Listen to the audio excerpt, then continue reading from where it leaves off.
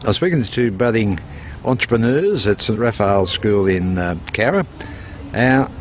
They were set the task of running their own little business. Now, Yvette, tell me what you did. Myself and some of the other girls in my class, including India, we did cold rock styled ice cream, and yeah, we sold that at lunch. It had some toppings that were like extra money. Yep. Now, India, what were some of the toppings you enticed them with, the optional extras on the ice creams? So the toppings were an additional 20 cents, and there was crunchy bits, nerds, sprinkles, sour worms, and many more. Right. What was the most expensive ice cream you sold? Around about $5. The scoops were in range from 1 scoop, 2 scoops, then 3 scoops. So we had 1 scoop at $2.50, 2 scoops at $3 and 3 scoops at $3.50. And so this person came along, they got a large cup, which was 3 scoops, and then got all the toppings as well. So yeah, all of the fun. I like chocolate ice cream, and I don't really like topping that much. Now, Matthew Mood, you're yet another of the entrepreneurs, and you did something a bit different, something to do with fairy floss and hammering nails. Tell us how that worked. Well, I spent 3 nights making 20 bags of fairy floss with a home fairy floss machine, which was about 20 centimetres in diameter. There was, when we first started during the lunch, a group of basically about 5-year-olds came to buy some fairy floss, and when they first saw the hammering nail challenge, they didn't know what to do. Yep. So, well, Ben Price explained it to them. They had a go at it. They didn't win anything. And one of them got really frustrated and threw the hammer at one of the nails and bent it out of shape. Now, so hot dogs was your go. Yep. Tell me about the hot dogs and running out of hot dogs. Yeah, well, one of our group members, Mac Cusack, made a pre-order system, and Patrick Coleman, and we had about 200 orders, but we were sure that we had about 200 hot dogs, but somehow we managed to run out of and we still need about 50.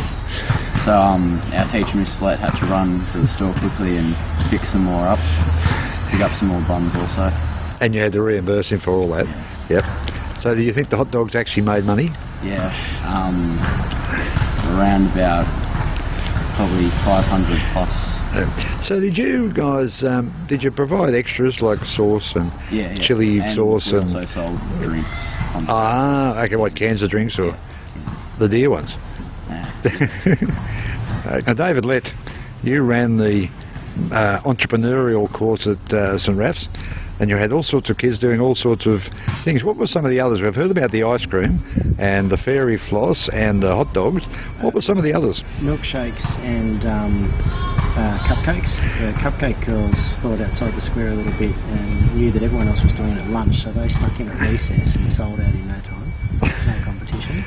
Yep. And there was one final group that thought completely outside the square and thought, well, everyone else is doing food.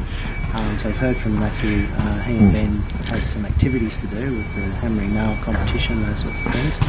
And there was another group thought outside the square, away from food, and they were looking more at the older students who have smartphones and iPhones and were selling